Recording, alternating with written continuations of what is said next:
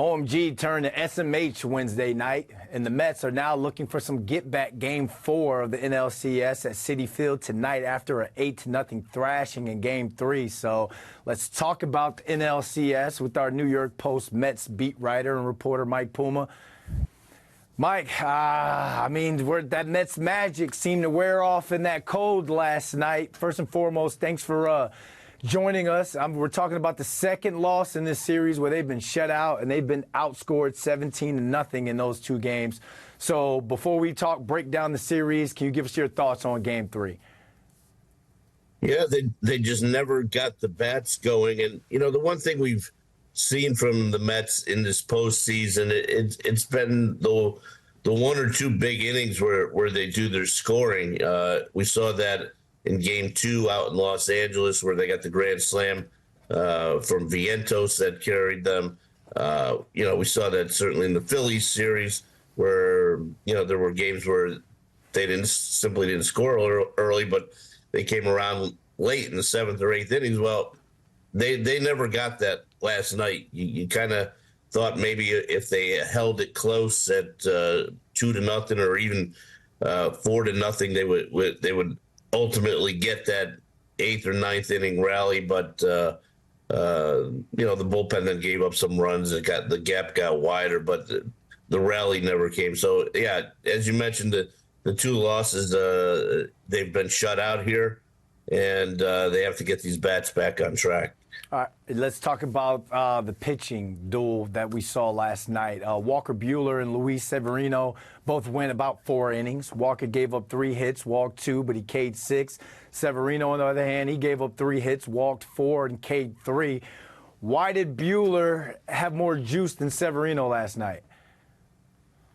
I just think Severino ran into some a little bit of bad luck. He had a couple of balls that were hit back to him that he couldn't field. There's one, if he grabs it, he starts a double play and gets out of the inning without the run scoring. And then there was another one hit off of his glove that allowed the run to come in to third base. So this, the funny part of it all is it all came a day after Severino was announced as a Gold Glove finalist at pitcher, that he has the 2 balls that hit off his glove there. But he was solid. There were the 4 walks, but I think he was pitching around some people. And Buehler gave the Dodgers just enough because in the end, I think they want their bullpen to kind of carry this thing. Walker Buehler didn't take a day off. Our colleague Mike Vaccaro wrote the lineup for Game 4 should look different than the one Carlos Mendoza ran out for Game 3. Do you agree with that, or do you think that Mendoza should ride with what got them there? Yeah, and Mendoza was asked about that last night after the loss, and specifically about Jose Iglesias, who hasn't hit much lately, and Francisco Alvarez has really been slumping. But he's going to stick with Alvarez. He cited the fact that Yamamoto, who's pitching tonight for the Dodgers, is actually a reverse splits guy. So that means he's going to stay with the guys in the lineup that he's been using here and try and get the results. As he said, you go with the guys who brought you here. All right, we got Game 4 tonight. There's some people out there calling this one a must-win for the Mets. Quintana's on the bump with Yamamoto, as you said earlier. How do the Mets tie this series up again?